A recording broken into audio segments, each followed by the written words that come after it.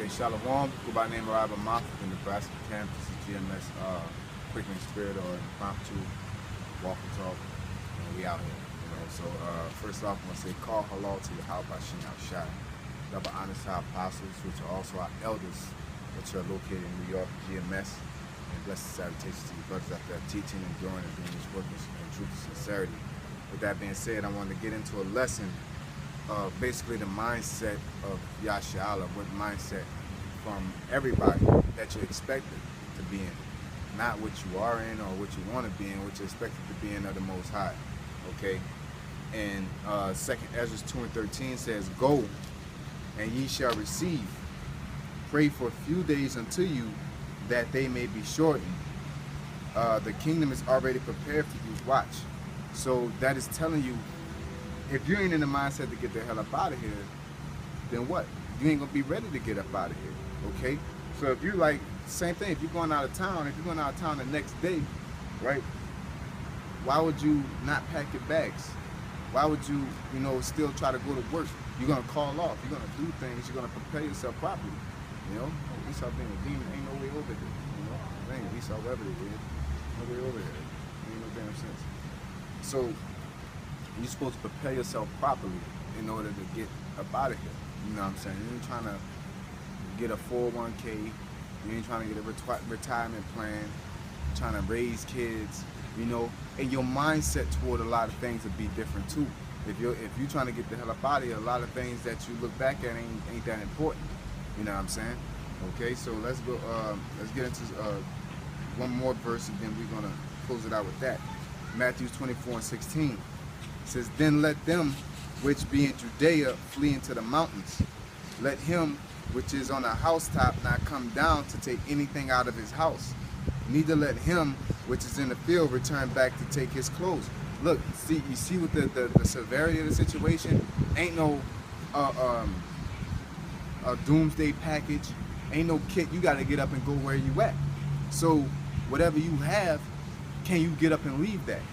Can you, you know what I'm saying? If your woman's clear on the other side of town and martial law kick off, are you gonna go back and try to get her? You know what I'm saying? So you got to be prepared to lose everything. That's why I say you got to sacrifice your life. It's not a game. It's not, sacrifice my life. I'm about to stop smoking and still do little shit that I want to do and still keep that a part of my life. No, everything is, if it ain't your life, your actual body, that spirit that's in your body, you know what I'm saying, it ain't worth it. You know what I'm saying? Of course, a word is in us, so that is count as being a part of your body. Okay, so that's the mindset you're supposed to have. So let's continue on. It says, Woe unto them that are with child, and to them that give suck in those days. Why? So you want to have kids and have family, you want to do this, you want to have a job. That's, it's specifically talking about women with children and men with children. Because in that time, you don't want no kid crying and you trying to lurk and do your thing, you know what I'm saying? And at the same time, you don't want to be caught up on something that is going to be hard for you to let go or hard for you to sacrifice in that time. You don't need any distractions.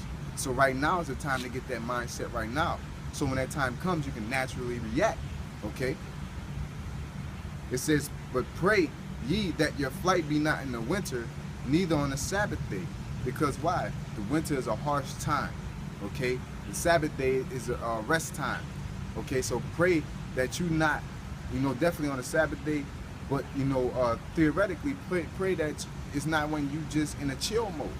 You know what I'm saying? Pray that you don't be in no relaxy-daisical, stagnant mindset. Pray that you don't put yourself in a situation where it's going to be hard for you to move.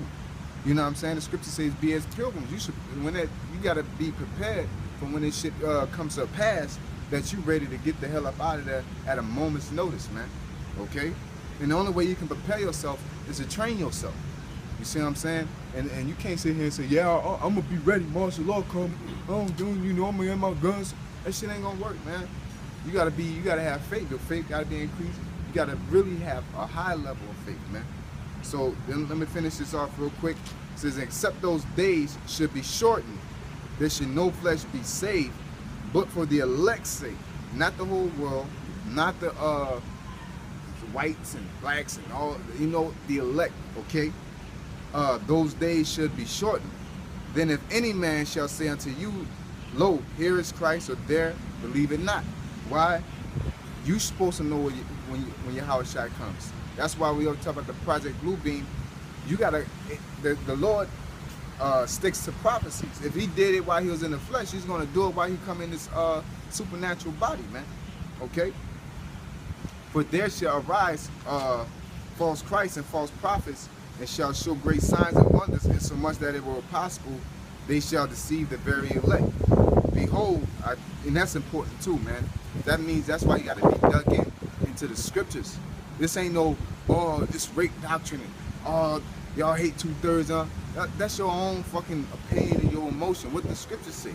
Because if you get deceived by that emotional shit, Satan know how to get to us, man. Satan ain't coming at us with that easy, you know, hey man, if you follow me, then no, Satan gonna hit you with some shit that's gonna tap into your to the weakest point of your body, man, the weakest point of your soul, so to speak. Okay? It says, wherefore, if they say unto you, behold, he is in the desert, go not forth. Behold, he is in the secret chambers, believe it not. For as, Salakia, make sure I didn't pass it up too much.